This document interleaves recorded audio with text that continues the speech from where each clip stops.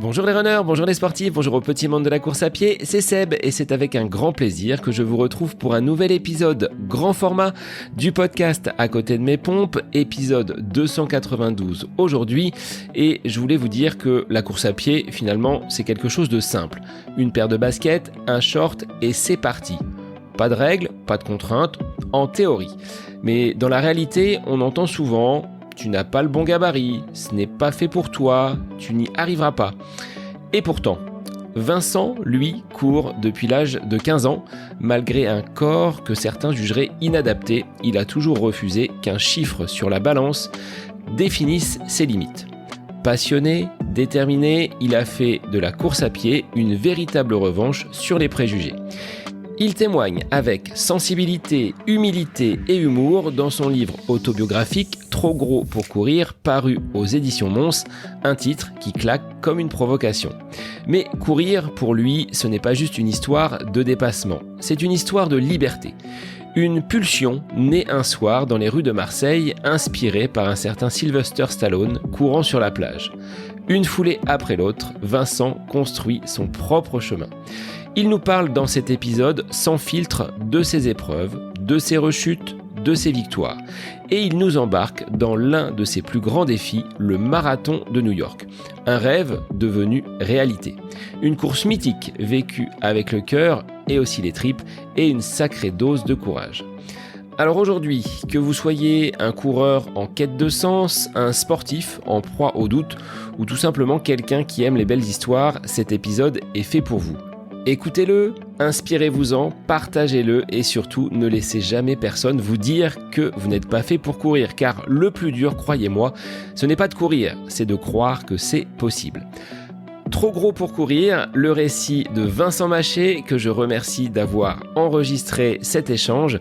C'est le nouvel épisode du podcast À côté de mes pompes pour lequel je vous souhaite une bonne écoute. Bonjour Vincent, merci d'être l'invité du podcast À côté de mes pompes. Aujourd'hui, nous allons discuter ensemble avec toi de la course à pied, bien évidemment, de ton parcours de vie à travers ce livre que tu as sorti aux éditions Mons, Trop gros pour courir. Alors, je te souhaite tout d'abord la bienvenue et puis je vais te laisser te présenter pour que les auditeurs puissent savoir qui tu es et d'où tu viens.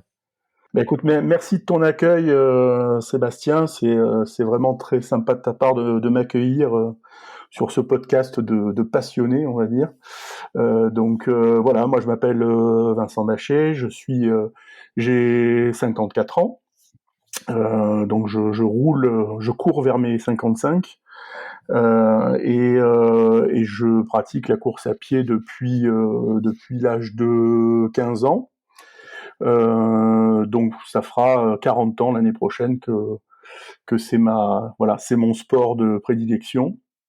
Et je me considère, on va dire, comme on va dire un coureur atypique, j'aime bien le terme, puisqu'en fait je suis en obésité depuis que je suis enfant, depuis ma plus tendre enfance, et que j'ai ce parallèle entre ma santé qui est aléatoire, qui change, qui varie, qui fluctue en fonction de ce que me dit la balance, en fonction des années, au fil des années, avec l'âge aussi. Et en même temps, j'ai cette passion pour la course à pied depuis un très jeune âge, depuis maintenant fort longtemps, et c'est une passion qui est devenue dévorante. Voilà. Alors, est-ce que tu as pratiqué, Vincent, d'autres sports avant que tu ne tombes dans cette marmite de la course à pied il y a plus de 35 ans maintenant ? Alors, j'adore le parallèle à Obélix, hein, c'est une de mes phrases favorites. Hein. Moi, je suis tombé dans la course à pied quand j'étais petit, c'est souvent ce que je répète. J'ai pratiqué d'autres sports, mon père adorait le sport, donc pour te faire un petit rapide résumé, ma maman était en obésité morbide depuis mon plus jeune âge, depuis quasiment ma naissance, et mon papa, lui, était amoureux de la nature, randonneur et passionné de sport. Alors, tu imagines bien qu'à Marseille, le sport de prédilection, c'est le football. Donc, j'y ai pas échappé. J'ai fait mes armes dans les petites équipes, de jeunes, de Benjamin et de minimes en football. Et je me suis éclaté au poste de. J'étais stopper, hein, moi. Voilà, avec une petite carrure de rugbyman déjà. Le rugbyman, j'ai failli parce que ça intéressait des équipes d'avoir un mec comme moi qui savait courir et qui en même temps pouvait aller au tampon assez facilement. Et puis j'ai pratiqué plein d'autres sports. J'ai fait de l'escalade, j'ai pratiqué un petit peu les arts martiaux, de la boxe française. Voilà, j'aime le sport. Hein, je suis un mec, hein, quoi. Donc, alors je dis ça, mais en même temps, il y a énormément de filles qui aiment le sport et c'est super. Mais voilà, moi je suis tombé dedans quand j'étais petit et c'est pas prêt de s'arrêter. Et c'est vrai que la course à pied, le jour où ça a démarré, ben ça m'a plus lâché. Quelle a été ta première sortie en course à pied? Est-ce que c'était de façon vraiment individuelle ou à l'occasion d'un cross, d'une compétition officielle? Non, non, c'était complètement individuel. Le déclencheur était un film. Alors j'en parle parce que c'est souvent, on a quelquefois un élément déclencheur. Moi, c'était la grande époque des séries de Rocky, et donc moi je suivais Stallone, je voyais ça, et puis il courait sur la plage, il courait sur les montagnes enneigées. Enfin, c'était le premier des trailers, hein, Stallone. Donc donc moi j'ai suivi ça, ouais, ça m'a quelque part, ça m'a parlé. J'ai eu besoin de me dépasser, et surtout aussi de sortir de chez moi. Je pense que c'était aussi un petit peu la cause. Et puis il y a la facilité, c'est-à-dire qu'une paire de baskets, un short, le premier t-shirt qui arrive, et on est dehors. Donc ça, j'ai fait ma première sortie comme ça. Je suis sorti un soir dans Marseille, une ville qui est très très belle, et surtout la nuit. Peut-être moins la journée quelquefois, mais en tout cas la nuit c'est magnifique, et j'ai pris un pied incroyable. Donc à partir de là, le virus était bien ancré. Alors à l'époque, il y avait peut-être pas autant de personnes qui pratiquaient la course à pied. Et est-ce qu'avec ton gabarit, tu as eu peut-être des réflexions, des mots qui n'ont pas forcément été très élogieux à ton égard, te voyant courir avec une corpulence déjà importante? Alors pas tant que ça finalement, tu sais, le regard des autres. Bon, d'abord le titre du livre s'appelle Trop gros pour courir. C'est on va dire le préjugé de base. Hein.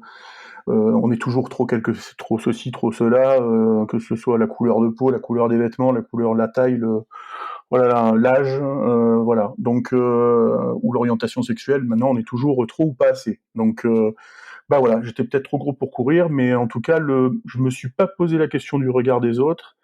Et quand j'ai accroché mes premiers dossards ou fait mes premiers entraînements, j'ai pas eu trop ce problème-là. J'ai eu quelques fois des petits regards, quelques fois des petites phrases, mais bon, je pense que dans la cour de récré quand j'étais minot, ouais, là, par contre c'était c'était plus.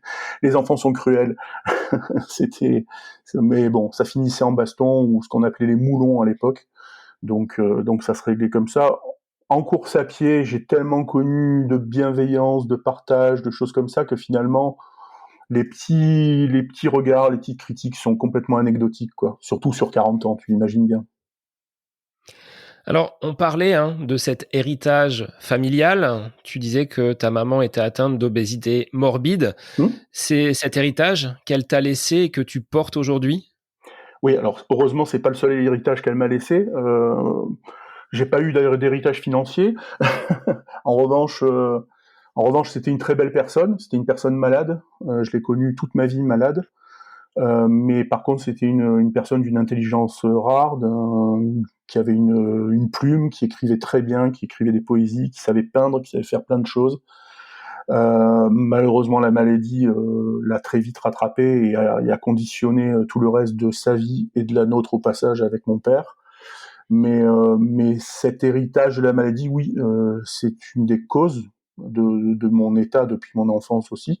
C'est pas la seule. On sait maintenant que l'obésité, et les causes sont multifactorielles. Hein. Il y a évidemment la part d'hérédité, mais il y a aussi l'éducation. Alors de ce côté-là aussi, j'ai eu l'éducation. J'ai eu l'exemple d'une maman qui qui avait des troubles alimentaires compulsifs. Donc ça aussi, c'est un petit peu dans la case héritage.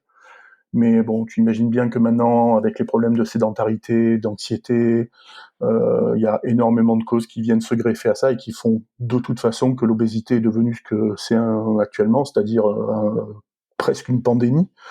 On en est à un stade où le cocktail est explosif, et où c'est un vrai problème de santé au niveau mondial. Pour toi, très rapidement, tu as su que tu ne pratiquerais pas la course à pied dans l'objectif de maigrir. C'était avant tout pour ce plaisir de se déplacer. Tu te dis, hein, Marseille est une belle ville, j'aime la nature, j'aime parcourir des univers un petit peu différents. C'est avant tout cela qui t'a donné envie de rechausser tes baskets et de ressortir à nouveau, année après année? Alors, je dis souvent en effet que je ne cours pas pour maigrir, sinon tu imagines bien que depuis le nombre d'années que je cours, je serais fit, je serais affûté et je trusterais les podiums. Mais non, je rigole, mais il est évident que moi il m'arrive de maigrir pour essayer de courir, c'est-à-dire pour m'inscrire sur une course et être capable de la faire, donc d'aller chercher quelques kilos à glaner pour arriver à trottiner un peu, ne serait-ce que faire 5 kilomètres parfois. En revanche, à l'époque, c'était pas mon moteur. J'ai jamais pensé que je partais pour courir, que je partais pour essayer de perdre mes kilos. À cette époque-là, moi, j'ai été vraiment embarqué par la passion très rapidement. Hein. C'est un virus. Pour te dire, je crois que ce qui m'a accroché rapidement, c'est que bon, il y avait le dépassement de soi. C'est quelque chose que j'ai toujours aimé. J'ai toujours aimé me mettre au défi et me challenger. Je crois que mon petit démon à l'intérieur, c'est le moment où je lui mets le plus de raclée. Donc c'est un moment entre lui et moi. Et pendant que je cours, c'est souvent un règlement de compte. Et puis il y a un sentiment qui est assez incroyable, qui est déjà la liberté. Moi, quand je cours, une fois que les endorphines commencent à faire leur effet, ben je me sens dans un état un petit peu second, quoi. Je me sens bien, je me sens juste à l'endroit où je dois être, tout simplement. Non, je l'ai jamais fait vraiment pour maigrir. Je l'ai fait parce que j'étais bien, parce que je dis ça avec ironie, mais c'est la vérité. Quelquefois, je me sens léger, ce qui est assez étonnant pour moi. Alors, est-ce que cette course à pied est une béquille pour toi ou une forme d'exutoire? Tu parles de ce petit démon-là. Est-ce que tu peux en dire un petit peu plus? Qu'est-ce qu'il y a dans ton esprit? C'est cette dualité entre un bon Vincent et un mauvais Vincent? Ouais. Il y a alors le problème de mon démon, c'est qu'il est pas petit, c'est qu'il est gros, tu vois. Et donc ça se voit sur mon corps. Mais oui, il y a une dualité, il y a une part sombre de moi-même que j'ai besoin, d'extérioriser, que j'ai besoin de faire sortir, que j'ai besoin de battre. Voilà, c'est un adversaire à l'intérieur. J'ai pas de concurrent quand je suis en course, mais à l'intérieur, moi, j'ai un redoutable adversaire et c'est un peu contre lui que je me bats. Maintenant, tu parles d'exutoire et de béquilles. Il y a les deux, en fait. L'exutoire, parce qu'évidemment, quand tu cours, c'est aussi un échappatoire. C'était sortir quand j'étais jeune déjà, d'un huis clos familial qui était un petit peu compliqué et un petit peu lourd au sens propre du terme. Et puis une béquille parce que si tu regardes le bilan c'est mon bilan, j'ai 50 ans, je fais le bilan de ma vie en quelque sorte, hein, le livre c'est un petit peu ça aussi. Tu t'aperçois que oui, c'est une béquille parce que ça m'a apporté un équilibre, certes précaire, c'est vraiment un équilibre de funambule, mais en même temps, sans le sport et sans la course à pied en particulier, je le dis parfois, je serais peut-être même pas là pour en parler, quoi. Donc voilà, oui, les deux, mon capitaine. Au niveau de l'alimentation, Vincent, est-ce que ce petit diable vient également te jouer des tours, même si tu le dis, hein, j'ai eu une éducation alimentaire, j'ai eu l'exemple de ma maman. Quelle est ta relation avec l'assiette, justement? Elle est, elle est, c'est comme dans les titres sur Facebook, c'est dans une relation compliquée, tu vois. En gros, non, ma relation à la nourriture est complètement biaisée par mon état de santé. Je ne mange pas. Il m'arrive de manger pour le plaisir et de faire un bon plat et de profiter, mais en fait, je suis tellement tout le temps dans le contrôle parce que j'ai peur la nuit de me réveiller et de dévaliser le placard ou le frigo et de manger des choses que je n'aime pas. C'est ce qui est paradoxal. Je suis tout le temps en train de faire attention à ce que je mange et à être sur la réserve. C'est quelque chose qui me terrifie parfois. Il m'arrive de me priver, de m'astreindre, ne serait-ce que pour gratter quelques kilos quand j'ai besoin d'en gratter, comme actuellement, où je suis à un poids très très haut et que je suis reparti avec mon bâton de pèlerin à essayer de perdre quelques kilos, à essayer, quand je n'arrive pas à faire 2 kilomètres en courant, de marcher autour d'un stade et puis de faire des petits, la moitié en courant, la moitié en marchant, et puis de m'apercevoir que je cours à l'allure à laquelle je marche. Enfin, tu vois, voilà. Donc tu te dis que bon, voilà, c'est un combat permanent de tous les instants depuis toujours. Je pense que je ne serai jamais tranquille de ce côté-là. C'était la question, hein. Tu y as répondu en partie à savoir s'il n'y avait pas la course à pied aujourd'hui dans ton quotidien, qu'en serait-il? Tu as répondu à cette question, mais je peux te laisser en dire un petit peu plus. Oui, j'ai dit que je ne serais peut-être plus là pour en parler parce que quand on est dans des situations extrêmes, comme la situation dans laquelle la maladie et en particulier l'obésité peut te mener, tu peux aller, c'est autodestructeur, tu peux aller jusqu'au bout comme ça, c'est-à-dire tu peux en finir de cette manière-là. Donc il faut en être conscient. Moi, j'en suis conscient. Je suis tout à fait conscient que mon équilibre, si on peut parler d'équilibre, ne s'est fait que parce que j'avais le sport à côté qui me permet, à la fois de brûler quelques calories supplémentaires et donc d'éliminer une partie de ce que je pouvais ingurgiter dans les moments où j'étais en difficulté, et puis deux, tout simplement de m'apporter aussi une musculature qui n'est pas la musculature d'un mec qui passe sa journée et ses nuits sur un canapé à regarder la télé, quoi. Je sais pas, ça m'arrive, je suis bien content de le faire, mais quand je le fais, c'est par choix et je ne le subis pas.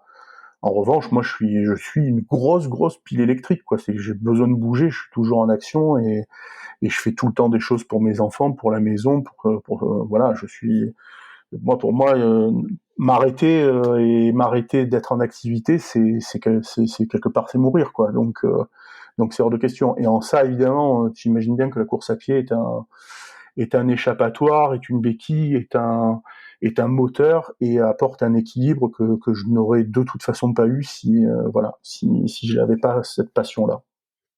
Et à quel moment tu as eu envie, dans cette activité de pile électrique, hein, comme tu évoques, de mettre des dossards? À quel moment tu as eu cette envie d'aller accrocher peut-être des défis avec ce Marseille-Cassis, un marathon dont tu vas pouvoir évoquer également l'histoire? Comment c'est venu? Petit à petit, tu t'es pris au jeu, tu t'es dit, je le fais déjà pour moi, mais j'ai peut-être envie d'aller explorer ces pelotons et ces belles courses qui peuvent exister autour de moi? Alors, déjà dans les années 80, tu n'avais pas l'engouement que tu as maintenant. C'est-à-dire que des courses, c'était quelques courses, et la première, puisqu'on parle du baptême, on va dire le baptême, c'était une course sur Marseille qui faisait même pas 10 kilomètres encore, c'était un 8 kilomètres et qu'on appelait le cross du Provençal, mais qui en fait était la première course de route, c'était pas un cross à proprement parler.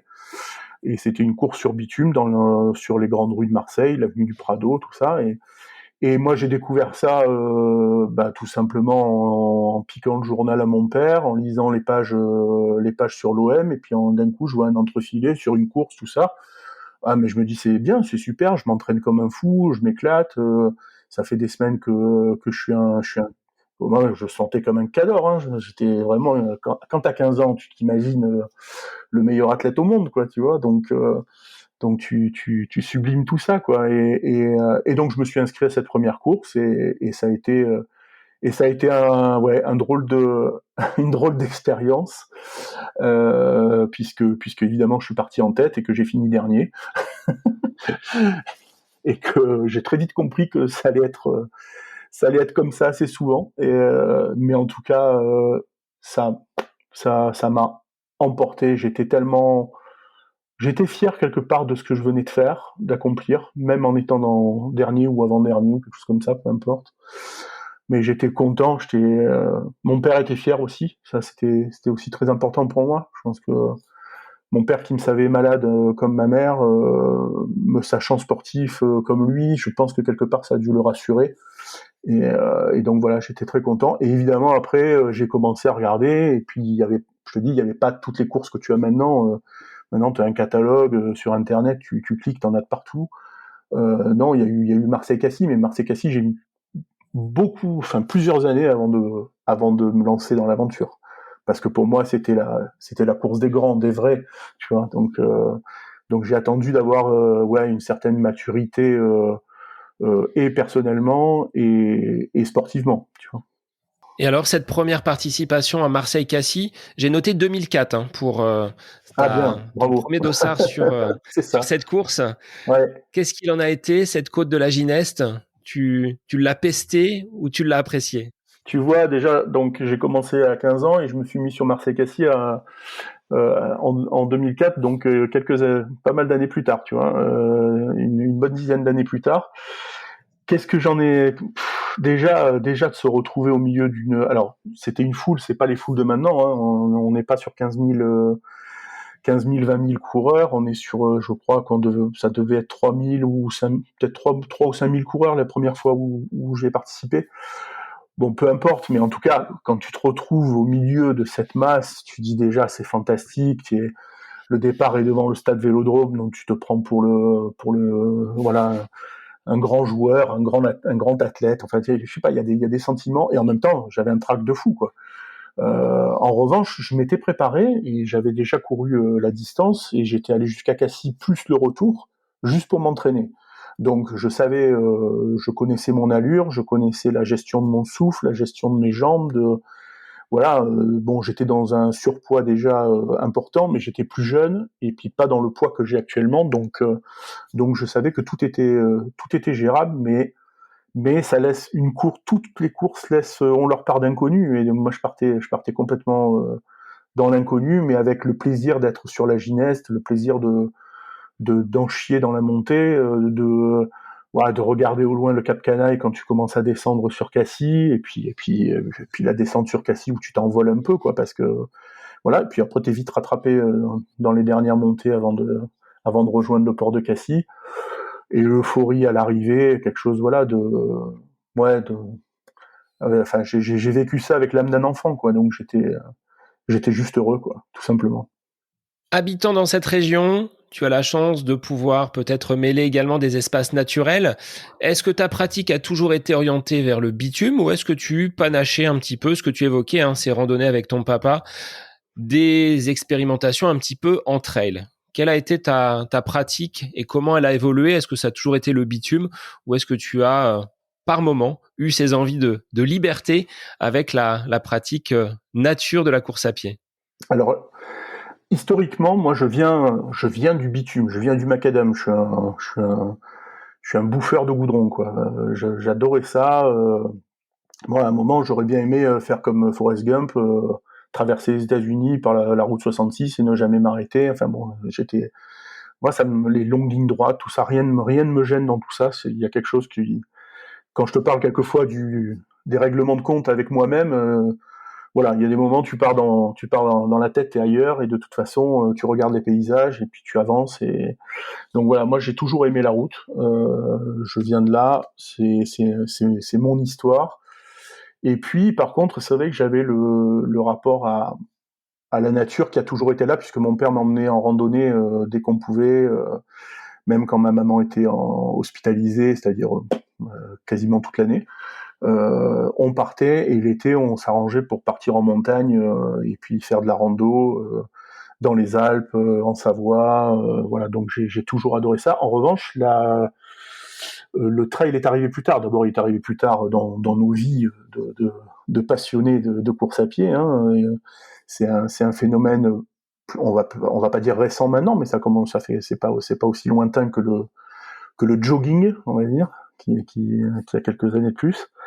Et non, on va dire il y a une quinzaine d'années, je voyais des copains, on commençait aussi à être sur les réseaux sociaux, j'en voyais qui faisaient du trail et tout, et j'osais pas. Voilà, je me disais que là, par contre, le frein, c'était ma corpulence, quoi, c'était mon poids. Je me dis, mais en montée, tu rames, en descente, tu sais trottiner, puisque je le faisais déjà en rando avec mon père.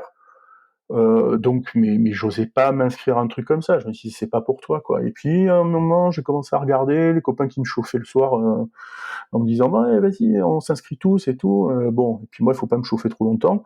Donc, Donc voilà. Et puis j'ai commencé à regarder aussi les temps de passage, les histoires de barrières horaires, des choses comme ça. Puis j'ai dit mais en fait beaucoup marchent dans les montées. Donc moi comme j'ai une bonne cadence aussi malgré ma surcharge.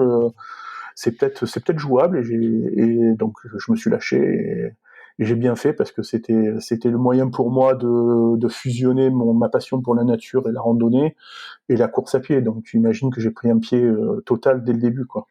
Alors dans ces courses, Vincent, dans ces défis, est-ce que ton entourage a parfois peur quand tu leur annonces un programme de course? On va venir sur cet épisode du marathon. Est-ce qu'ils te freinent ou est-ce que de toute façon, une fois que c'est décidé, c'est tracé et tu iras jusqu'au bout? On arrive sur le sujet glissant. Non, non, j'ai une épouse qui est dans le milieu médical, qui est quelqu'un que j'admire énormément et qui a évidemment, encore plus parce qu'elle est du milieu médical et qu'elle maîtrise très bien son sujet, euh, a, a une inquiétude pour moi, a une inquiétude permanente pour ma santé. Donc elle a déjà une inquiétude pour moi quand je ne fais rien, mais tu imagines bien que quand je lui dis que je vais aller faire un semi-marathon, un marathon ou un trail, je sais plus où, ouais, elle flippe, elle a la trouille pour moi.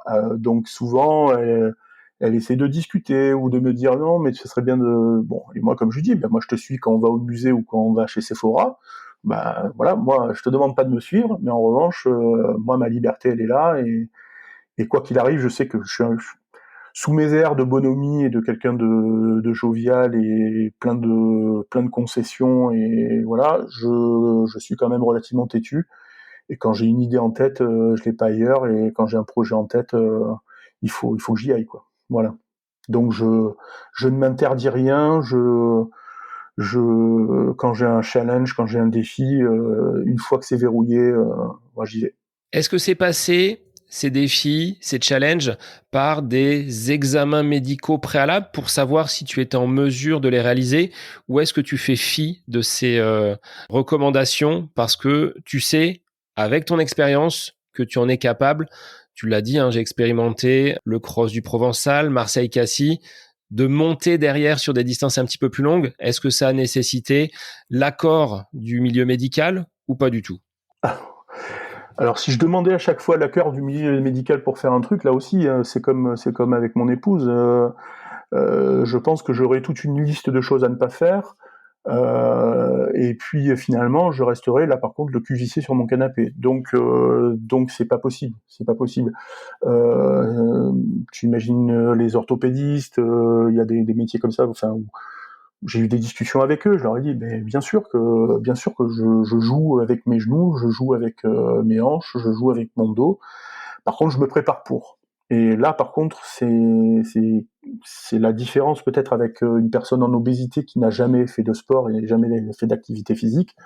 C'est que moi, depuis l'âge de 15 ans, je cours, je m'entraîne, mais aussi je fais de la prépa. C'est-à-dire que je fais du gainage, je fais de la renfo, et quand je me prépare pour une course qui est ouais, où je sais que mon corps va devoir encaisser, déjà tenir, ne serait-ce que tenir, puisque là on commence à parler de distances comme le marathon. Si je dois trottiner, même à faible allure, pendant 6 heures, il faut que mon corps tienne pendant 6 heures, il faut que mon dos tienne, il faut que mes jambes puissent me porter et surtout arriver en bon état. Le but, c'est pas moi de me mettre dans un état où je finis sur une civière. Ça peut arriver, enfin ça pourrait, ça ne m'est jamais arrivé. Ça m'est arrivé de me blesser, mais le but, il est pas là. Moi, le but, c'est d'être prêt à profiter du moment, et le jour J, me dépasser, être dans l'effort, mais pas être dans le calvaire. C'est donc non, je n'écoute pas les médecins. Voilà, j'ai ma propre vie, voilà. En revanche, je suis quand même suivi parce que on dit ça par rapport à, à l'activité physique et aux défis et aux challenges sportifs, mais moi je suis suivi depuis plus de 15 ans par l'hôpital Nord à Marseille, par le service d'endocrinologie, ce qui veut dire que de toute façon, quoi qu'il arrive, tous les ans, j'ai un check-up complet avec électrocardiogramme, le souffle, voilà. Alors moi, quand on me met en test physique sur le vélo, j'ai envie de casser le vélo, hein. Je me mets à 300 watts et j'y vais à fond avec les grosses gouttes de sueur. Donc les infirmières, elles sont pas habituées, mais moi je leur dis, je suis là pour la perf, hein, c'est tout. Voilà. Quitte à ce que je démonte le vélo. Voilà, c'est ça. La grosse brute, tu vois. Mais je te dis ça en rigolant, mais voilà, je suis suivi, j'ai un check-up complet parce que ma santé le nécessite aussi. Et je suis attentif et j'écoute ce qu'on me dit. En revanche, je fais mes choix. À un moment, ça reste très subjectif. Je fais mes choix. Là, actuellement, tu vois, c'est les genoux, les hanches à 55 ans. Je savais très bien que ça allait arriver. Ça commence un peu à couiner. Bah oui, bah je vais faire des radios, je vais voir un orthopédiste, je commence à voir un petit peu voilà, je sais très bien que d'abord il y a mon poids, il faut que je perde du poids, c'est mon leitmotiv depuis 40 ans. Et puis ensuite il y a ma pratique du sport qu'il faut que je change, que je modifie, que je mixe avec des sports portés ou avec de la marche. Voilà, petit à petit je m'adapte. Voilà. Mais ma passion, elle m'invite à courir du matin au soir. Hein. Donc voilà. C'est-à-dire que même en période de préparation, Vincent, tu ne vas pas irrémédiablement perdre du poids, comme certains le disent, sur une prépa marathon, sur une grosse échéance, on peut être amené à s'affûter, à s'alléger. C'est pas forcément ton cas. Bah, je vais vouloir le faire. Dans ma tête, il est évident que le premier truc auquel tu penses, c'est perdre 8 kilos ou 10 kilos avant d'aller faire un marathon. Actuellement, j'ai des objectifs, je suis à un poids très très haut, très compliqué. Actuellement, j'arrive à faire entre 2 et 5 kilomètres maximum, et à une allure, évidemment, à l'allure d'un marcheur, hein, faut être très honnête. Mais j'ai toujours des rêves, j'ai toujours des envies, j'ai toujours des challenges, donc j'essaie de me dire que là, dans 6 mois, je serai prêt à refaire Marseille-Cassis, peut-être mon dernier, mais je veux en refaire un. J'aimerais refaire un jour un marathon et continuer à faire quelques trails. Donc ça nécessite de se préparer, de perdre. Mais le paradoxe de cette maladie, parce qu'il y a toujours cette maladie en face de ma passion, quoi. Le paradoxe de cette maladie, c'est que je vais me préparer à fond pour un événement. Je vais prendre aussi un petit peu de poids en masse musculaire, parce que une prépa marathon, je vais me mettre des charges en squat, des charges au niveau du dos, je vais faire beaucoup de renfort dos, des fentes, je vais faire de tout. Donc du coup, finalement, sur la balance, si j'ai pas perdu, parce qu'en plus j'ai des besoins en calories qui forcément sont un peu plus importants, et finalement, je vais prendre 1 ou 2 kilos en masse musculaire. Bon, sur la balance, c'est pas très flatteur, tu vois. Mais en même temps, je sais que c'était quand même pour mon bien. C'est ce qui est arrivé notamment pour le marathon de New York, où j'ai eu une préparation où finalement j'avais pris 1 ou 2 kilos de plus, alors que j'étais censé en avoir perdu 6 ou 7, tu vois. Mais je suis arrivé par contre prêt. C'est ce qui était assez étonnant. En revanche, ouais, tu sais qu'après il faudra quand même les perdre.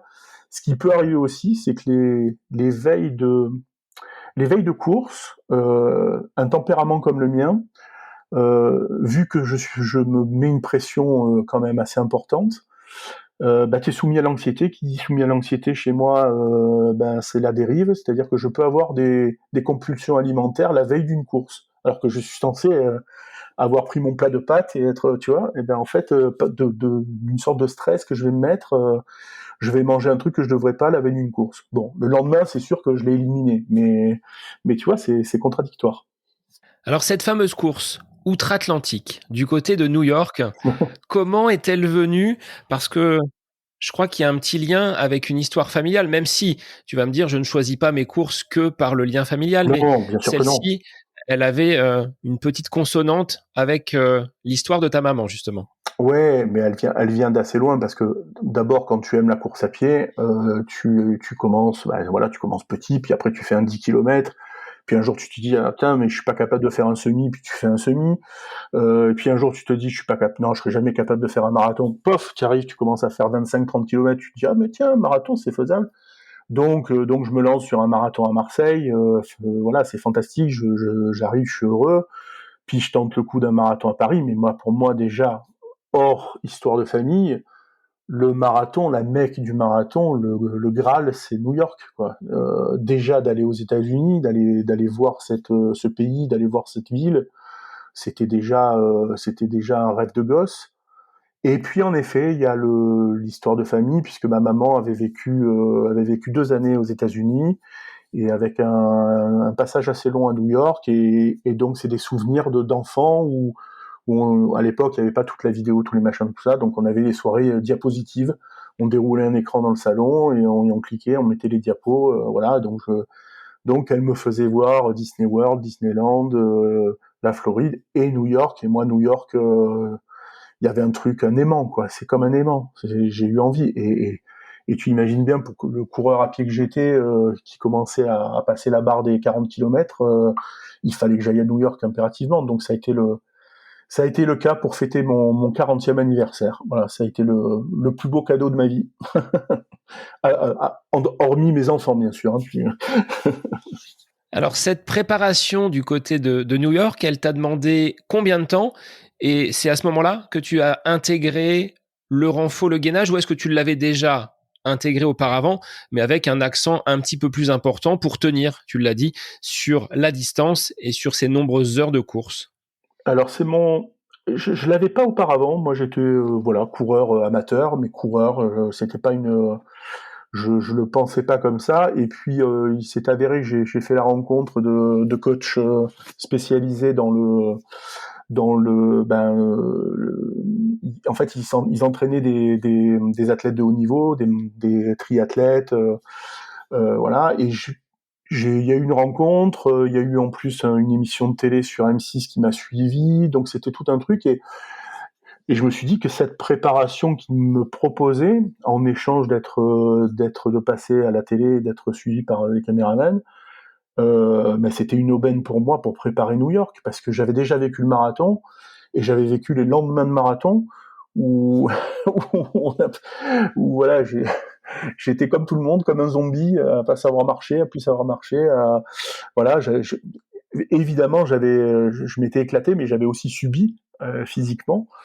Alors que là, la préparation, bah, ça a remis tout à plat. Ça m'a permis de découvrir que mon corps aussi, malgré mon surpoids, pouvait aussi être beaucoup mieux préparé, à la fois à gérer mon surpoids, à gérer la distance et à gérer l'après-course. Et ça a été une révélation pour moi. Et par contre, là, depuis donc 2010, ça m'a plus jamais quitté. C'est-à-dire que même les moments où je suis pas bien, bon, je le dis en ce moment notamment, je continue, même si j'arrive à moins, je cours moins, je trottine, je marchote, on sait plus trop ce que ça veut dire, mais c'est pas grave. Je continue en tout cas à aller à la salle et à faire de la renfo, à faire du gainage, à travailler tout, quoi, à travailler le reste du corps pour pouvoir ne serait-ce que rester bien droit, d'avoir une posture, et de porter ma masse, quoi. Donc ça, c'est devenu quelque chose d'essentiel. Et s'il y a un conseil que je devais donner, parce que je suis bien mal placé pour donner des conseils aux autres en matière de sport, mais oui, avoir une préparation pour quelqu'un qui est en obésité, et qui d'un coup se dit ah bah tiens, je vais aller faire un marathon, je dis très bien, super. Alors là, faut foncer, mais peut-être se faire accompagner au départ, commencer à se préparer et ne pas faire que courir, faire du foncier. Bien sûr, apprendre à gérer son cardio, mais aussi apprendre à consolider son corps et à pouvoir porter sa masse, quoi. Ça, c'est évident.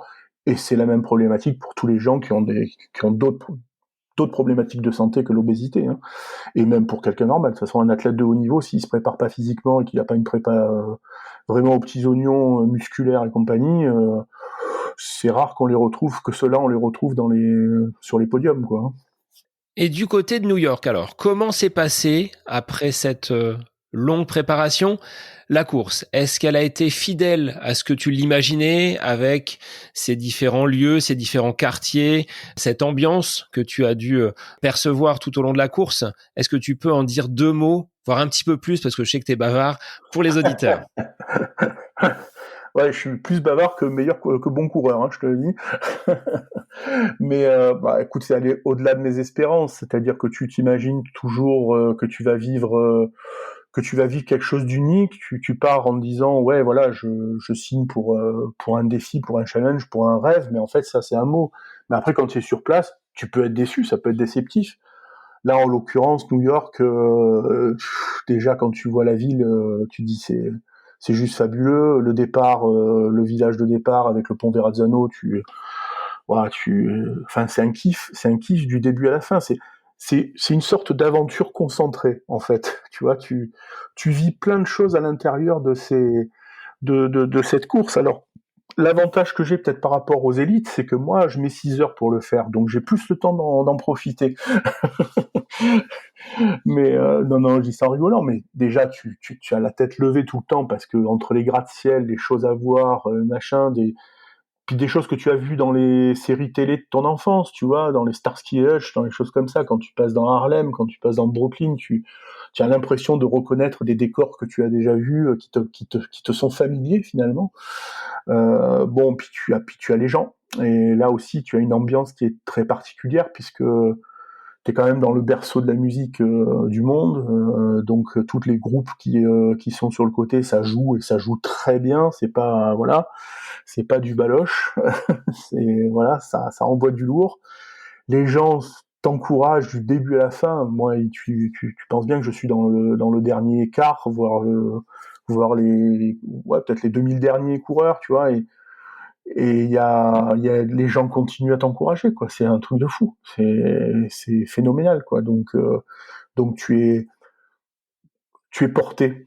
Voilà. Le mot, c'est, moi, j'ai l'impression sur ce marathon-là, d'avoir été porté tout au long de ma course, ce que tu retrouves pas forcément en trail, puisque tu es seul livré avec toi-même, avec un paysage fantastique et tout. Mais là, par contre, tu as tellement de choses, tellement d'émotions qui viennent en même temps, que tu cours, tu gères. Moi, je suis toujours dans la gestion de course, surtout ne pas me blesser, faire attention à mon cardio, faire gaffe à ma posture pour être. Je parle comme un sportif d'élite, c'est pour économiser ma foulée et mon. Mais c'est un peu ça. C'est que moi, pour arriver au bout et arriver, je te dis, en bon état, faut que je gère jusqu'au bout. Et en même temps, tu profites de ce que tu vois, tu profites de ce que tu entends, tu profites des gens qui sont autour de toi, tu tapes sur l'épaule de quelqu'un quand tu vois qu'il est un peu dans le dur. Voilà, non, c'est fantastique. C'est une tranche de vie en soi, New York. Donc, à vivre, absolument. Allez-y. Est-ce que ça reste, Vincent, aujourd'hui ton meilleur souvenir en course? Ouais, alors ça m'est arrivé de dire que Marseille-Cassis, notamment le premier, ça reste quand même un souvenir émotionnellement fort. Donc j'ai souvent tendance à dire d'abord Marseille-Cassis, parce que c'est la course à domicile, c'est un peu le rêve de gosse, le premier truc où tu te dis non, c'est pas possible, j'irai jamais, puis finalement tu y vas et tu le fais. Et après tu le fais plusieurs fois avec des temps records, dans les bons temps, mais aussi dans les mauvais temps. J'ai fait à peu près, je crois que je dois avoir quasiment 1 heure d'écart entre mon meilleur temps et mon plus mauvais. Mais New York, ça reste quelque chose d'immense. Et après, en trail, j'ai vécu des choses sublimes aussi. Mais ça restera, je crois que New York restera à tout jamais gravé dans ma tête. Est-ce qu'après ces courses auxquelles tu as participé, tu as été surpris par la capacité de ton corps à encaisser et à pouvoir aller jusqu'au bout de ces défis, ces challenges que tu t'étais donné? Alors ça, c'est plus une chose que j'entends chez les autres, dans les échanges que je peux avoir avec d'autres sportifs ou avec des gens qui me suivent et qui me parlent de courage, de choses comme ça et tout. Mais moi, de mon côté, j'ai pas l'impression de faire quelque chose de plus qu'un coureur lambda. Je m'entraîne, que c'est vrai que parfois comme si je jouais la première place. Ça m'est arrivé de m'entraîner avec des triathlètes qui préparaient le marathon de ils préparaient Miami, je crois. Donc un peu, là aussi la mecque du triathlon. Euh, je, je mets une intensité très forte dans certains de mes entraînements. Après mais en fait, pour moi, je cours comme tout le monde, quoi. Je me sens pas plus ou non, c'est juste ma passion. Donc à un moment, je fais ce que j'ai à faire. Je le fais bien. Quelquefois, j'ai pas envie aussi. Je suis un peu comme tout le monde. Il y a des soirs où j'arrive, j'ai vraiment pas envie d'y aller, et ça m'est arrivé d'arriver sur le parking autour du stade et puis de remettre le moteur en marche et de rentrer à la maison, parce que d'habitude il y a le mental qui prend le relais sur les jambes, et puis il y a eu des fois où le mental n'a pas pris le relais, donc il faut savoir aussi à un moment quand la tête et le corps te disent de stop, bah, de respecter aussi ça. Donc non, moi je me considère comme un sportif normal, quoi, un sportif amateur, voilà, mais de fond de peloton. Alors tu as rejoint quand même un club, tu ne Ouais. pratiques plus forcément seul aujourd'hui. Qu'est-ce que tu trouves justement dans le club comme intérêt, comme échange avec les autres coureurs passionnés qui peuvent faire partie de cette structure? Bah en fait, il y a la réponse dans ta question, c'est l'échange. Donc là, j'y vais beaucoup moins et je m'entraîne maintenant seul et je recours seul. Mais bon, parce que professionnellement, familialement, tu as aussi des contraintes, et c'est normal. Et il faut privilégier certaines parties de ta vie à certains moments. Donc je vais moins avec mon club, mais en tout cas quand je les vois et quand on se revoit sur une course, ou quelquefois quand on se revoit autour du stade, il y a toujours une joie de se retrouver ensemble. Il y a cet aspect communautaire, hein, finalement, on s'identifie à un club. Alors moi, ça va au-delà, c'est les gens de mon village, ce sont les Septémois, ce sont voilà. Et tu vois, quand je te disais par rapport au titre trop gros pour courir, bah, t'en as un qui est petit, t'en as un qui est moyen, t'as une dame qui est plus âgée, t'as vraiment de tout, et c'est toutes ces couleurs qui sont belles. C'est juste de partager ensemble la joie de se retrouver, et unis par une passion commune, quoi. Donc moi, j'en fais pas. Je suis pas un mec de club à proprement parler. Je suis plutôt un coureur solitaire, habitué certes à avoir du monde autour de moi, ne serait-ce que quand j'ai toujours le serre-fil qui est juste voilà, sur mes talons. Mais mais sinon non, je suis pas. Mais en revanche, d'être affilié à un club, bah, c'est une fierté aussi pour moi quelque part, hein. Le petit garçon tout potelé qui finalement a fait son petit trou dans le monde du running, et puis qui est dans un club où il y a d'autres gens différents, avec des morphotypes différents, mais qui sont tout aussi passionnés. Voilà, partage, échange, plaisir. Voilà. Alors Vincent, tu évoquais justement ce serre-fil et peut-être les personnes qui ferment la marche derrière Ouais. toi sur une course. Est-ce que tu as d'autres anecdotes un petit peu cocasses sur ton profil de coureur, avec peut-être des difficultés pour trouver, je sais pas moi, du matériel, des équipements liés à la course à pied? Est-ce qu'il y a ce type de choses auxquelles peut-être des auditeurs sont confrontés, hein, avec des problèmes liés au poids? On sait que c'est parfois difficile.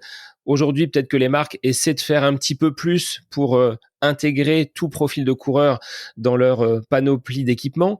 Mais est-ce que tu as rencontré quelconque difficulté dans ta pratique? Alors oui, bien sûr. En même temps, moi je demande pas aux marques de forcément. Enfin, c'est un petit peu paradoxal ce que je vais dire, mais moi je dis que j'aurais aimé être un jour pas dans les standards, parce que je le serai jamais, et que c'est plus mon objectif, et ça l'a jamais été d'ailleurs. Mais quitter entre guillemets les normes L apostrophe et rejoindre les normes LES, NORMS. Pourquoi? Pour aussi, oui, être plus à l'aise dans mes tenues et dans celles que je peux acheter. Il y a des marques depuis pas mal d'années qui ont quand même développé parce que la société a changé, les morphologies de la société ont changé, dans le sport ça a changé aussi. Tu as des marques qui depuis un moment, voilà, même le 2XL, le 3XL, tu en trouves, voilà. Alors moi, je suis au top du top, dans le sommet, donc là, ça devient très difficile de trouver du matos. Mais tu trouves toujours et tu te débrouilles toujours. C'est un peu de la débrouille. Moi, j'ai la chance, et je me permets de citer la marque, mais c'est vrai que voilà, New Balance, c'est une marque que je connais depuis très longtemps. Et ils ont communiqué, alors c'est un peu, c'est pas de la discrimination positive, mais je trouve que c'est du marketing. Ils vont sur les niches, sur des personnes différentes, sur des gens de confessions religieuses différentes, et aussi sur les personnes en obésité. Et ben c'est une chance pour les gens comme moi de pouvoir trouver du matos chez eux. Et en plus, et je les en remercie de m'équiper comme ils l'ont fait cette année. Et ça, alors là, c'est vraiment une grande chance. Voilà. Donc non, il faut profiter, mais je pense que de nos jours, on trouve maintenant. Alors évidemment, on trouve pas le petit sac à dos et tout machin qui va bien pour faire du trail et tout. Bon, voilà, moi je suis encore obligé de couper les lanières, la lanière ventrale pour que mon sac à dos puisse tenir sans que je sois emmerdé. Mais c'est de la débrouille. Il faut se contenter de ce qu'on a et puis se faire plaisir, quoi. Et à travers les pelotons, on va venir sur le projet d'écriture que tu as mené avec Ouais. les éditions Mons. Mais dans les pelotons, quand les gens te voient prendre le départ, de quoi vous discutez? Comment ils t'abordent? Qu'est-ce que tu leur dis? On est toujours là dans cet échange qu'on évoquait tout à l'heure, avec beaucoup de simplicité. Est-ce que tu peux être une source d'inspiration pour certains coureurs à pied? Alors, je vais être très, très honnête et moi, je me considère pas comme une source d'inspiration. Pourtant, je le vois au travers des réseaux et de, des retours que j'ai depuis l'édition du livre. Ouais, il y a ce côté, peut-être un personnage un peu inspirant. Moi, j'estime d'abord que je suis quelqu'un qui est toujours confronté à sa maladie. Et ça, c'est très personnel, c'est très intime et complètement subjectif. Donc moi, me considérer comme un exemple, je l'ai dit et je le répète, surtout pas. En revanche, de dire que dans la vie, quand on a des rêves, on peut quand même s'y accrocher et les adapter à soi aussi. C'est-à-dire que moi demain, je vais pas dire non, je vais être premier au marathon de Barcelone. Non, je vais laisser mon petit copain Nicolas Navarro aller devant. Et puis moi, si je peux un jour être à la fin, j'y serai. Mais voilà, je pense il faut rêver, il faut essayer de s'approcher de ses rêves, il faut réaliser quelques trucs, les adapter s'il faut, parce que si on voit trop grand, on risque d'être déçu. Mais ensuite, moi, je me considère pas forcément comme un exemple, pas forcément comme quelqu'un d'inspirant. Je, je livre un témoignage. Voilà, on va dire que ce que je fais sur les réseaux sociaux, je dis comment je suis, je dis aussi quels sont mes troubles et quels sont mes problèmes. Que dans le sport, on fait pas aussi n'importe quoi. Il faut aussi se préparer à faire des choses et faire attention à soi, quoi, prendre soin de soi, essayer de prendre soin de soi. Donc voilà un petit peu ma théorie ou ma philosophie sur ce rapport à la maladie et au sport. Ce sont Alexis et Frédéric qui sont venus te chercher pour l'écriture du livre, ou est-ce que ça te trottait déjà dans la tête, à l'aube des 50 ans, de se dire je vais jeter un œil dans le rétro, voir tout ce que j'ai fait et pouvoir produire cet écrit, ce témoignage intime, autobiographique sur ton parcours?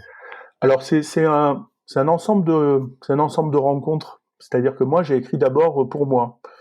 Euh, j'avais ça fait des années que j'ai envie d'écrire. J'aimerais un jour faire un roman. Donc voilà, j'ai des idées, j'ai des choses comme ça. Puis je me suis dit, si tu écris, commence par écrire sur un sujet que tu maîtrises bien, toi-même, voilà. Et je me suis lancé là-dedans presque aussi comme un exutoire. On parlait d'exutoire sur le sport, mais j'ai écrit très vite et très rapidement une version brute de ce livre où voilà, j'ai pas eu besoin d'aller chercher loin. J'avais déjà la construction en tête de mon livre. Mais c'était pas dans un souci de le proposer à des lecteurs au début. Puis après, c'est vite arrivé, parce que si tu écris un livre, c'est qu'à un moment, tu sais quelque part, tu penses que ton témoignage peut rencontrer une écoute, peut avoir un écho quelque part. Je le vis déjà avec les réseaux sociaux, donc il y a eu cette recherche d'un éditeur, et finalement, c'est par le biais d'un copain photographe qui connaissait Alexis, qui est un très grand photographe d'outdoor, et qui m'a fait le rencontrer et moi travailler. Ils m'ont dit de suite, on pourra pas t'éditer avant 2 ans parce que tu comprends, c'est une maison d'édition amateur, quoi. Ils ont leur job à côté. Moi, j'ai dit, j'ai tout le temps, je cherche ni la gloire, ni l'argent, ni le chrono. donc, euh, donc ça a été super. Et je me suis dit, bosser avec des gens passionnés, amateur, machin, mais pour moi c'était une aubaine. C'est une rencontre, une rencontre merveilleuse, quoi. Donc, et en plus, quand Alexis me prend en photo, je suis presque beau sur les photos. Donc, moi qui ai d'habitude du mal à me voir en photo, là, je dis, ah, tiens, c'est pas mal ce qu'il a fait quand même, hein. Il a du talent, le garçon. Non, c'est une très belle rencontre, c'est une super rencontre. Donc, parce qu'au départ, c'était pas, même pour eux, ils sont habitués à faire des livres sur des livres d'images, hein, sur l'UTMB, sur la Saint-Élion. C'est de très beaux livres de photos. Moi, c'est des livres que je découvrais avec mon père quand j'étais enfant, quoi. J'achetais les livres sur la montagne, sur Chamonix, sur le Mont Blanc. Bah là, c'est pareil. Et donc, ils ont fait ce pari parce que peut-être que mon livre d'abord les a touchés. Donc, je trouve que c'est une aventure fantastique. C'est une aventure fantastique. Et la réécriture aussi, pour pouvoir arriver à le livrer au public, c'est aussi, voilà. C'est là, par contre, ça a été un sacré marathon. Est-ce que tu as réussi à clôturer le livre en disant là, on ne touche plus à rien, c'est vraiment le BAT, ou est-ce que tu avais encore envie peut-être de développer certains aspects? C'est pas simple hein, quand on est Non. face à la clôture d'un écrit de se dire c'est fini, c'est terminé, là on passe sous la presse. Alors déjà, c'est un métier que je connais puisque je suis dans la communication et dans le graphisme et dans l'édition, donc je sais ce que c'est qu'un bon à tirer avant impression. Et mon père était imprimeur, donc ça boucle la boucle quelque part.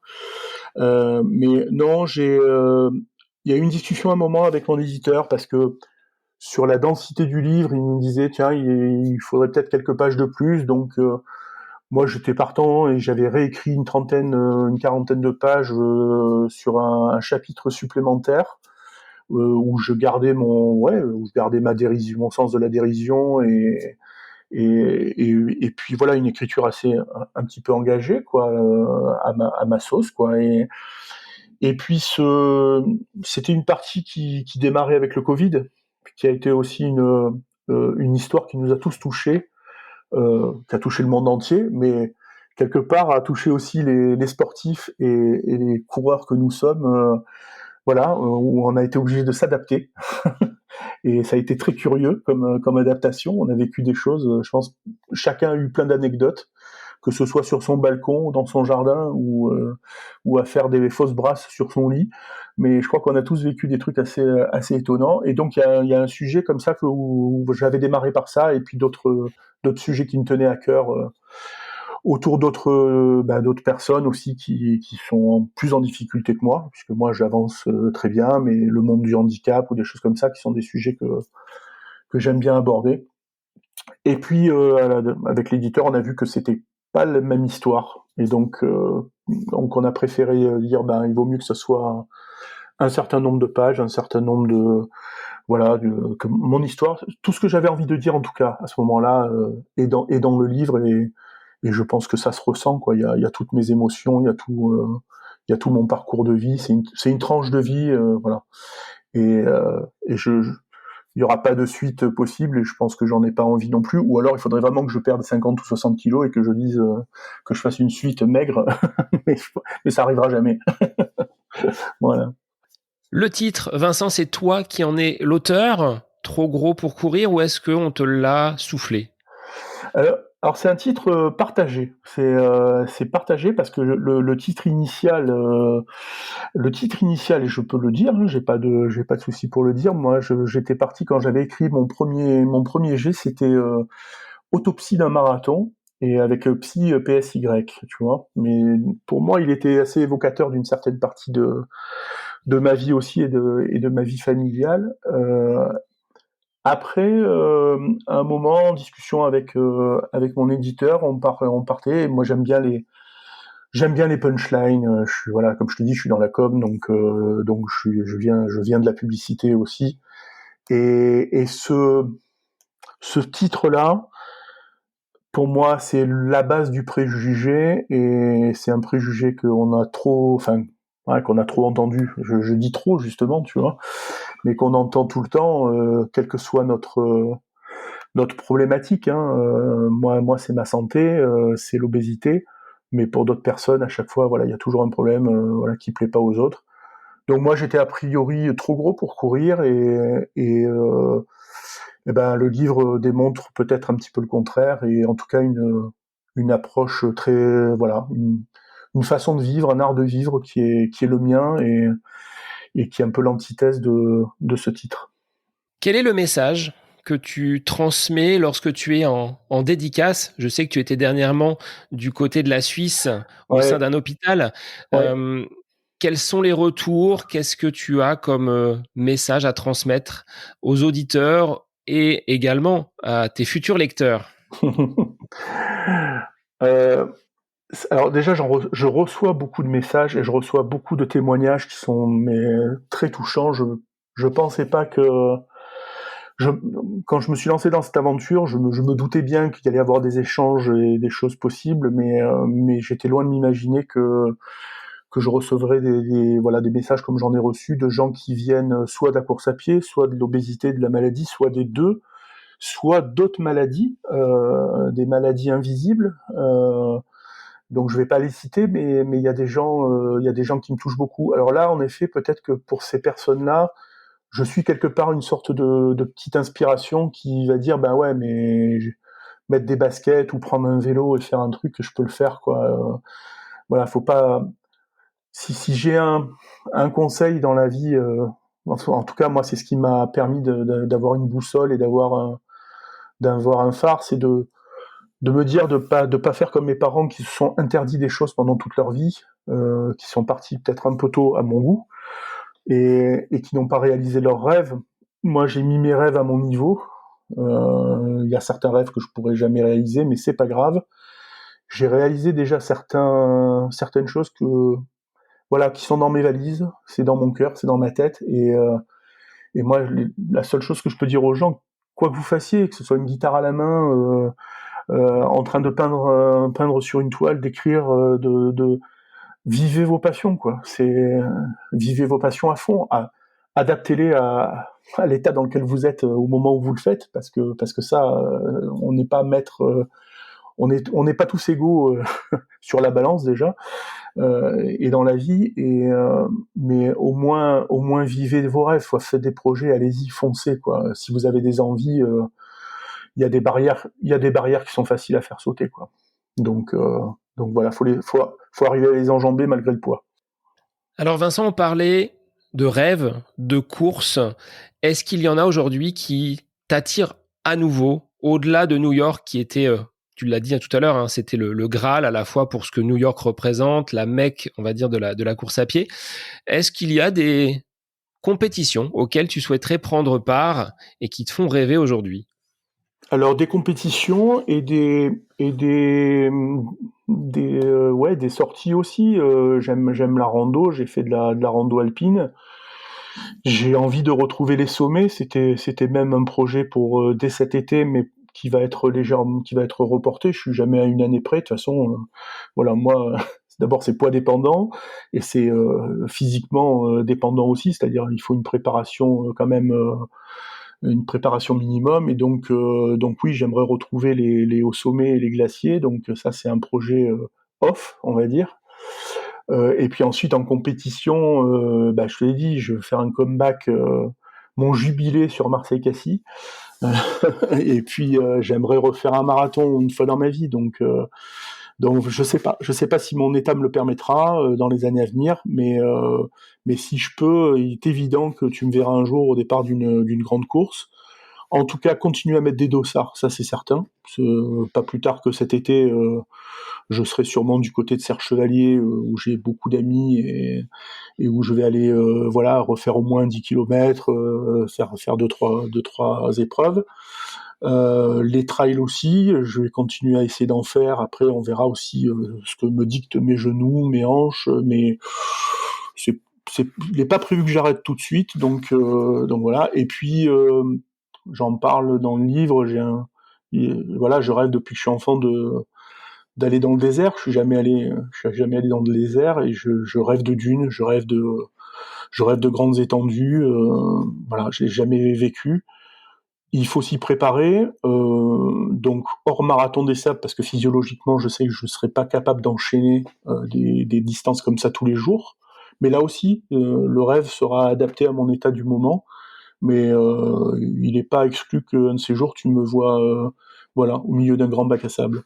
Il existe aujourd'hui des épreuves half, et je sais que Oui. du côté de la Jordanie, ça te fait de l'œil. Et oui, oui, mais là aussi, tu sais, et là, c'est tout se boucle dans cette histoire familiale aussi, c'est-à-dire que je suis passionné d'égyptologie, et puis moi, pour moi, le site de Petra est quelque chose que je veux aller voir de mes yeux un jour. Donc déjà, tu as le rêve d'un enfant qui veut aller voir ce qu'a vu Indiana Jones en premier.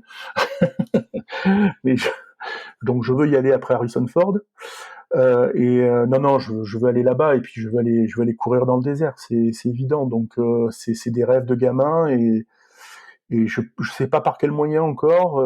Il y a eu un moment où j'étais quasiment prêt à y aller. Je devais aussi faire le trail de la muraille de Chine. C'est juste après New York. Et puis j'ai pas pu. Là, c'était aussi pour des raisons financières, hein, parce que tout cela représente un budget. Faut quand même le rappeler. Les rêves, c'est sympa, mais il faut pouvoir se les payer. donc, donc voilà, et ça se prépare.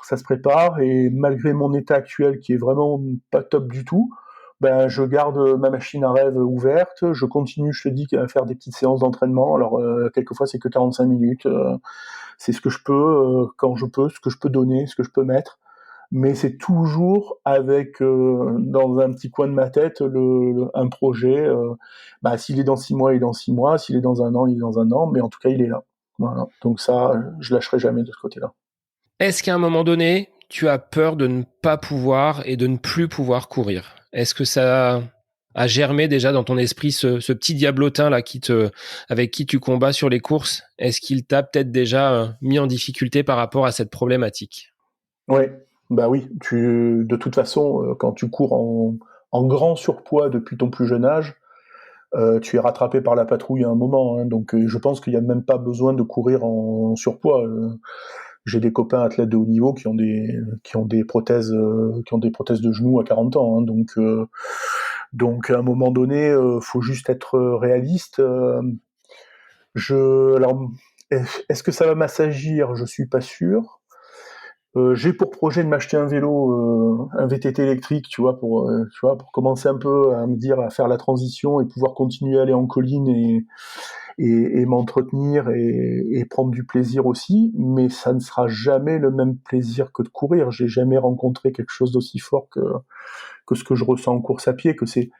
Quelquefois, c'est 5 minutes que j'ai quand je suis au sommet d'une montagne, que je viens de me faire 300 de dénive dans le dur et que j'arrive en haut. Tu sais, j'ai l'impression que mon poids s'est envolé, que je suis un oiseau et que je peux courir. Ça dure pas longtemps, hein. Ça dure vraiment. Mais ce sentiment-là, il est unique. Il est unique. Et rien que pour ça, tant que je pourrai, j'essaierai de courir. Donc oui, j'ai peur que tout s'arrête un jour. Mais en même temps, je ne peux pas regretter de faire, enfin, quand je regarde le parcours derrière moi, j'ai aucun regret. S'il faut plus tard, ben, je ferai peut-être un peu plus de marche nordique, de choses comme ça. Il y a des sports aussi où je peux prendre du plaisir quand même. Puis peut-être qu'à un moment, c'est l'âge et les genoux et les hanches qui vont dire non, mais voilà, maintenant tu calmes définitivement. Et il faudra que, de toute façon, je serai dehors quoi qu'il arrive. Et m'arrêter de bouger, en tout cas, tu me verras jamais m'arrêter de bouger. Alors Vincent, j'avais une dernière question, la Ouais. traditionnelle du podcast. Toi, la pile électrique, est-ce qu'il t'arrive par moment d'être à côté de tes pompes? Si oui, qu'est-ce que tu fais quand tu es à côté de tes pompes? Alors quand je suis à côté de mes pompes, ben écoute, j'essaie de sauter dedans. Non, c'est vraiment pour la blagounette, mais non, non, mais ouais, mais en fait, je suis jamais. D'abord, mes pompes ne sont jamais trop loin, donc si je suis souvent à côté. C'est-à-dire que même là, je te parle, je suis sur un bureau, toutes mes pompes, les plus vieilles, les machins qui sont dehors, voilà, prêtes à emploi, mais mes deux paires, on va dire, elles sont à côté de mon bureau. Tu vois, c'est-à-dire que je suis prêt là à sortir et aller, et même là d'avoir parlé avec toi, j'ai qu'une envie, c'est de sortir et d'aller faire une sortie, d'aller trottiner, tu vois. Donc à côté de mes pompes, je suis rarement à côté de mes pompes. Dans ma santé, je suis complètement à côté de mes pompes. Voilà. Ma maladie, c'est là où je suis vraiment dans l'idée à côté de mes pompes. Au niveau sportif, non, je suis jamais loin de mes pompes. Je suis souvent dedans. Donc non.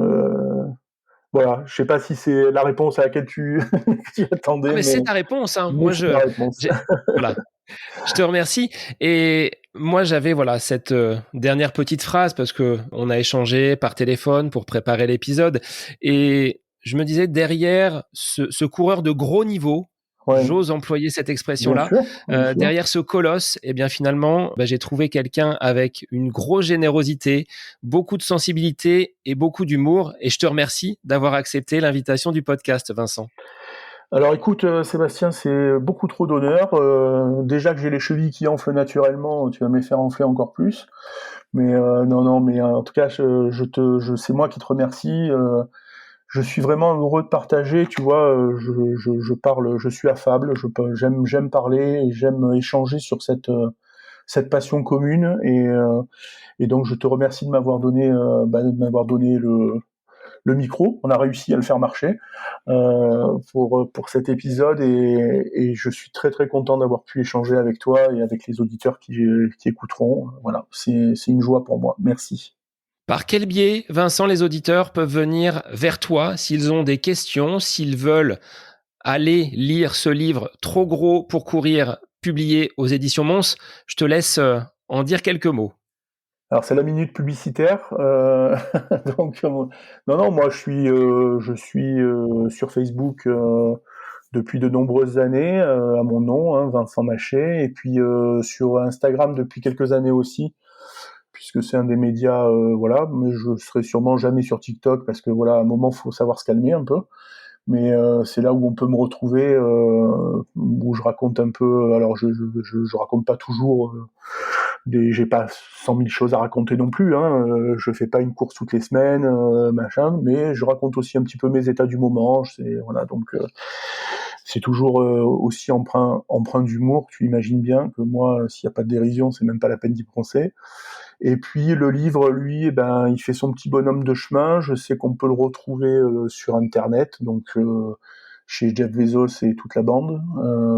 Et puis je crois que la Fnac et Cultura doivent le vendre, donc voilà. Mais et puis je crois tout simplement, et là par contre c'est peut-être plus important puisqu'on parle d'un éditeur indépendant amateur, il est encore sur le site des éditions Mons. Donc là, si vous le procurez là, l'argent va directement chez eux et c'est peut-être plus sympa. Voilà. Merci en tout cas. Eh bien, merci Vincent. Et pour les auditeurs, je vous invite à découvrir donc le livre de Vincent et n'hésitez pas à croire en vos rêves. C'est ce qu'il fait depuis 35 ans, bien dans ses pompes. Et je vous dis à la semaine prochaine pour un nouvel épisode du podcast À côté de mes pompes. Bonne semaine à vous. J'espère que cet épisode avec invité vous aura plu. Je vous remercie infiniment de votre écoute. Pour faire remonter le podcast dans les classements, je vous invite à laisser une petite évaluation sur Apple Podcast, 5 étoiles, un petit commentaire, ça me fera énormément plaisir et vous permettrez au podcast d'être remonté, diffusé, déployé sur ces différentes plateformes de façon plus importante encore qu'il n'est actuellement. Et puis je vous invite à me retrouver sur les différents réseaux, Facebook, Instagram. Laissez votre petit message, votre commentaire, ça me fait plaisir d'échanger avec vous. Si vous avez des questions, si vous voulez échanger sur quelconque sujet en lien avec la course à pied, mais pas que, parce que le sport c'est une philosophie de vie et c'est une passion qui nous anime de façon commune, donc n'hésitez pas à venir échanger avec moi. Sur ce, je vous souhaite une bonne fin de semaine, un bon week-end et je vous dis à la semaine prochaine pour un nouvel épisode du podcast À côté de mes pompes.